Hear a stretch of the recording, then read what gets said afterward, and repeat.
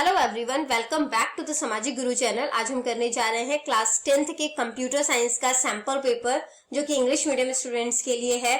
तो बच्चों, इसमें टाइमिंग जो है वो आपको 1.5 घंटे की दी जाएगी और आपका पेपर जो है वो 25 मार्क्स का होगा। ठीक है, जो पार्ट ए है उसमें एक एक नंबर के 10 क्वेश्चन पूछे जाएंगे। ठीक है, तो इसमें सबसे पहला जो क्वेश्चन आपसे पूछा गया है वो है which tag is use to add an image in HTML document. तो HTML डॉक्यूमेंट में अगर आपने कोई इमेज लगानी है, ठीक है, कोई फोटो लगानी है, तो उसके लिए आप कौन सा टैग इस्तेमाल करो, मतलब कि टैग के अंदर इमेज। ठीक है, IMG। नेक्स्ट है which HTTP method is use to send form data to web server. जो फॉर्म डेटा है, ठीक है, तो उसको वेब सर्वर में भेजने के लिए जो है वो कौन से मेथड का इस्तेमाल किया जाता है, गेट एंड पोस्ट मेथड का। ठीक है, फिर है एन ऑपरेटिंग सिस्टम इज एक ऑपरेटिंग सिस्टम जो है वो क्या है, वो सिस्टम सॉफ्टवेयर है।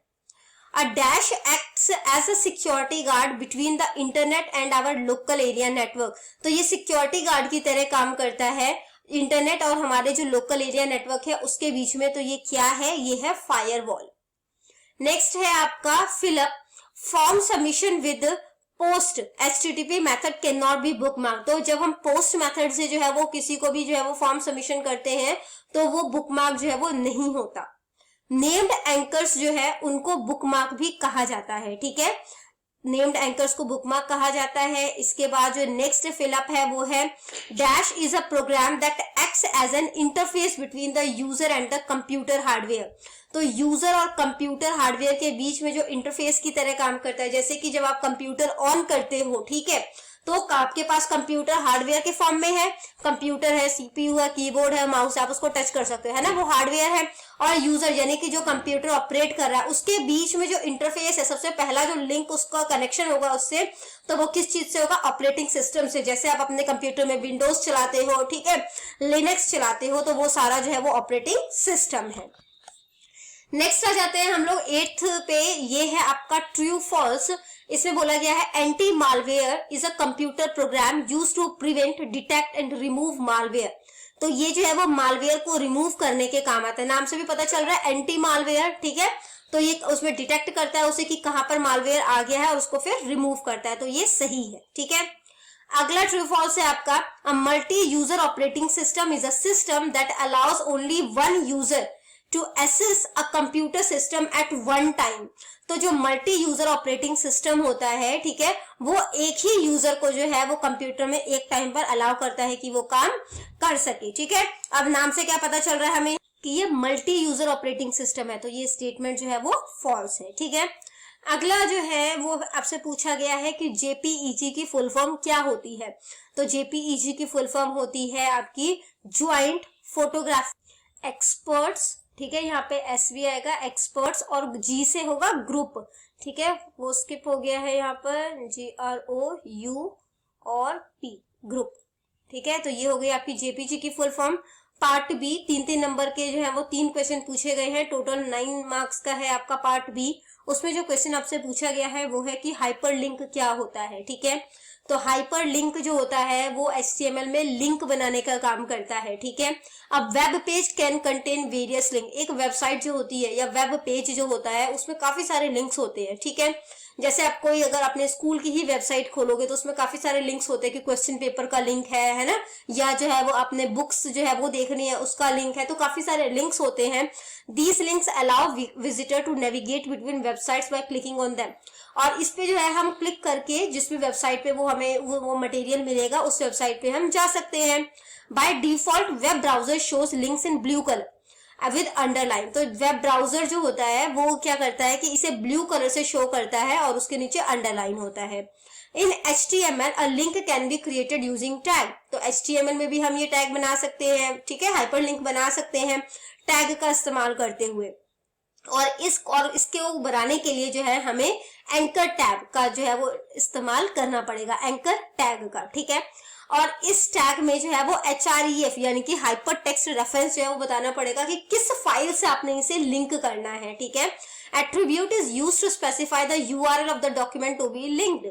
फॉलोइंग, तो इसका एग्जांपल जैसे दिया गया है तो हमने ए एंकर टैग यूज कर लिया, href कहां से रेफरेंस दिया गया है, तो जिस भी फाइल को आपने इसके साथ लिंक करना है उसका URL जो है वो यहाँ पर डाल दिया जाता है, ठीक है।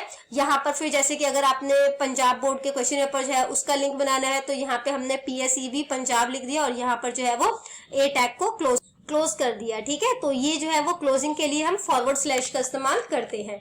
अगला क्वेश्चन जो पूछा गया है वो है what are computer security threat, write their names. तो कंप्यूटर की सिक्योरिटी को किन किन चीजों से खतरा होता है, ठीक है। वैसे तो कंप्यूटर सिक्योरिटी थ्रेट बोला है, यानी कि उनको खतरा जो है वो क्या, उसका खतरा क्या है और उसके नाम जो है वो हमें बताने।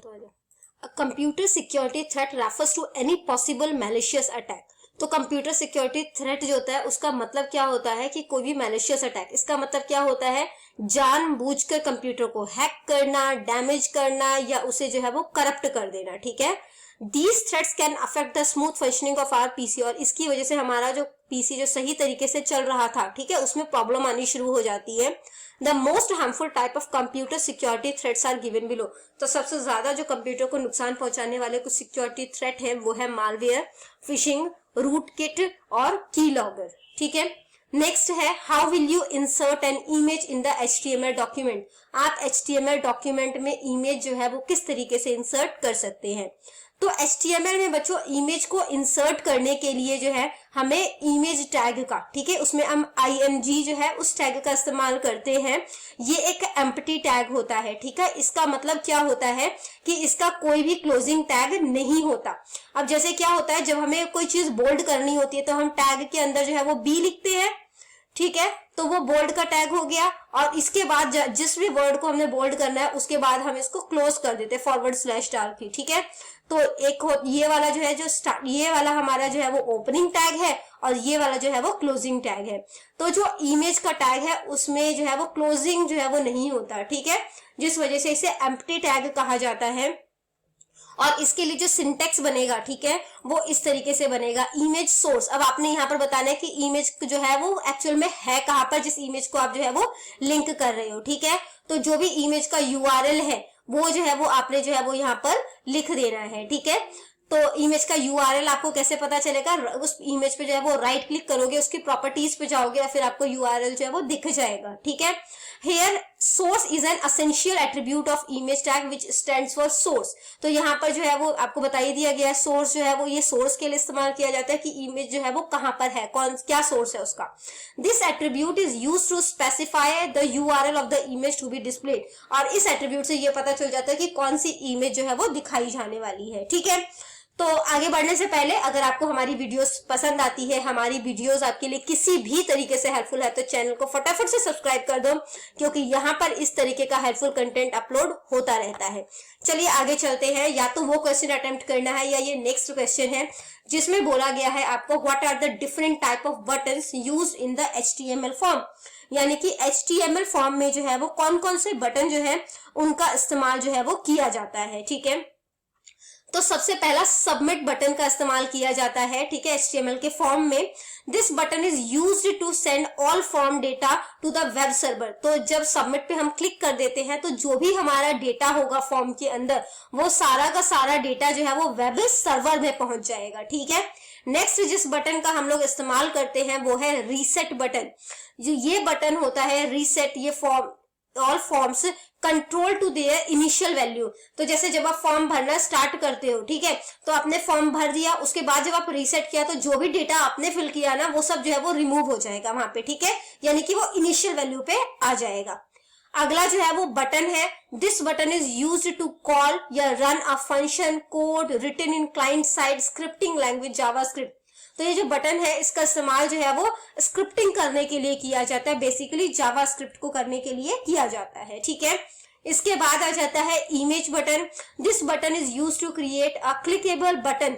तो इससे जो है जो मतलब कि ऐसा बटन बनाया जा सकता है जिसपे हम क्लिक कर सके और इसके बैकग्राउंड में इमेज जो है वो भी बना होता है, ठीक है। नेक्स्ट आ जाता है हमारा पार्ट सी। पार्ट सी में जो है वो 6 नंबर का एक क्वेश्चन पूछा गया है। इसमें आपको ऑप्शन जो है वो दिया जाएगा। तो इसमें जो आपको बोला गया है वो है right the difference between the single user and multi user operating system. तो जो सिंगल यूजर ऑपरेटिंग सिस्टम है और मल्टी यूजर ऑपरेटिंग सिस्टम है उसके बारे में जो है उसमें जो है वो आपने अंतर बताना है, ठीक है। तो बच्चों सिंगल यूजर ऑपरेटिंग सिस्टम जो होता है उसमें केवल एक यूजर जो है वो ही एक टाइम पे इसका इस्तेमाल कर सकता है, ठीक है। सेम टाइम पर सिर्फ एक यूजर इस्तेमाल करेगा, नाम से पता चल रहा है सिंगल यूजर। और मल्टी यूजर ऑपरेटिंग सिस्टम में जो है वो एक से ज्यादा यूजर जो है, ठीक है, मोर देन वन यूजर जो है वो इस्तेमाल करेंगे। मल्टी मतलब बहुत सारे, और सेम टाइम पर जो है वो इस्तेमाल करेंगे, ठीक है। इसके बाद जो है वो नेक्स्ट है आपका all the resources are allocated to a single user of the system. तो जितने भी रिसोर्सेज है, जैसे उसके साथ कोई प्रिंटर अटैच है, कोई स्कैनर अटैच है, तो उसका सिर्फ सिंगल यूजर ही इस्तेमाल कर पाएगा, ठीक है, यानी कि जो ऑपरेट कर रहा है कंप्यूटर को। और इस टाइम पर यानी मल्टी यूजर ऑपरेटिंग सिस्टम में जो ये रिसोर्सेज है उसका इस्तेमाल जो है वो मल्टीपल यूजर्स जो है वो कर सकते हैं एक ही टाइम पर। सिंगल यूजर ऑपरेटिंग सिस्टम जो है वो फास्ट होता है, जबकि मल्टी यूजर ऑपरेटिंग सिस्टम जो है वो स्लो होता है, ठीक है। These systems are simplistic and easy to design. तो सिंगल यूजर ऑपरेटिंग सिस्टम को बनाना बहुत ज्यादा आसान होता है, जबकि ये कॉम्प्लिकेटेड होता है थोड़ा, और डिफिकल्ट होता है डिजाइन करने में। The types of single user operating system, तो कौन कौन से टाइप होती हैं इसके? Single user single task system, यानी एक यूजर एक बार में एक ही काम कर पाएगा, और single user multi task system, यानी कि एक जो पर्सन है जो काम कर रहा है वो एक बार में कंप्यूटर में 2-3 काम कर पाएगा, ठीक है। जबकि जो मल्टी यूजर ऑपरेटिंग सिस्टम है वो जो है वो 2 तरीके का है, वो भी टाइम शेयरिंग ऑपरेटिंग सिस्टम, ठीक है, टाइम शेयर करके कंप्यूटर जो है वो यूज कर रहे हैं। डिस्ट्रीब्यूटेड ऑपरेटिंग सिस्टम, ठीक है, जो सिंगल यूजर ऑपरेटिंग सिस्टम है उसका एग्जांपल है MS DOS, window 95, personal computer, यानी जो पीसी होता है हमारा। जो मल्टी यूजर ऑपरेटिंग सिस्टम है वो है मेन फ्रेम कंप्यूटर, जैसे कि IBM का हो गया, ठीक है, लिनक्स हो गया, यूनिक्स ऑपरेटिंग सिस्टम हो गया, तो ये सारे हैं, ठीक है। अब बच्चों सबसे पहले हम लोग देख लेते हैं पेपर पैटर्न जो है वो आपका किस तरीके का होने वाला है। तो आपके एक जो ये टेस्ट है नवंबर-दिसंबर का, इसमें आपको 2 चैप्टर आएंगे, ठीक है, लेसन नंबर 4 और लेसन नंबर 5। जो लेसन नंबर 4 है उससे टोटल 11 नंबर का पेपर आएगा, लेसन 5 से आपका टोटल 14 नंबर का पेपर आएगा, ठीक है। तो लेसन 4 से जो है वो आपको 1-1 मार्क के 5 क्वेश्चन, 3-3 मार्क्स के जो है वो 2 क्वेश्चन, जिसमें से एक में और चॉइस होगी, यानी टोटल 3 क्वेश्चन हो गए, वो आएंगे। इससे कोई भी लॉन्ग क्वेश्चन नहीं आएगा।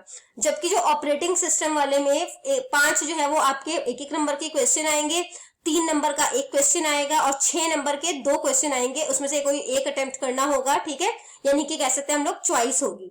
तो आपका पेपर जो है वो इस तरीके से बनेगा। नेक्स्ट क्वेश्चन जो है वो देखते हैं। इसमें बोला गया है कि मल्टी प्रोसेसिंग ऑपरेटिंग सिस्टम क्या है, उसको एक्सप्लेन करना है। तो जो मल्टी प्रोसेसिंग सिस्टम है is used to describe interconnected computer with 2 or more CPUs। इसमें जो है वो जो कंप्यूटर्स होते हैं वो इंटरकनेक्टेड होते हैं, 2 या 2 से ज्यादा CPU। These systems have the ability to simultaneously execute several program।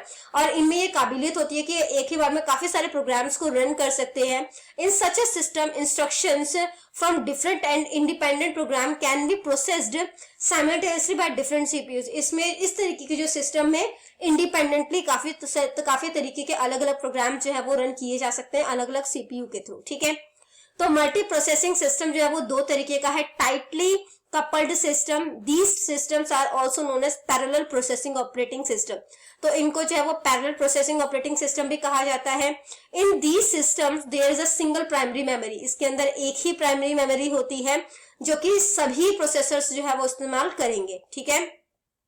जबकि जो लूजली कपल्ड सिस्टम है इनको जो है वो डिस्ट्रीब्यूटेड ऑपरेटिंग सिस्टम भी कहा जाता है, और इसमें जो है वो each processor has its own local memory. जितने भी प्रोसेसर होंगे उन सबकी अपनी एक लोकल मेमोरी होगी, ठीक है। तो आई होप ये सारा पेपर आपको क्लियर हो गया होगा। इन केस फिर भी आपको कोई डाउट है तो आप कमेंट सेक्शन में क्वेश्चन कीजिए, आपको रिप्लाई मिल जाएगा। All the best for your exams.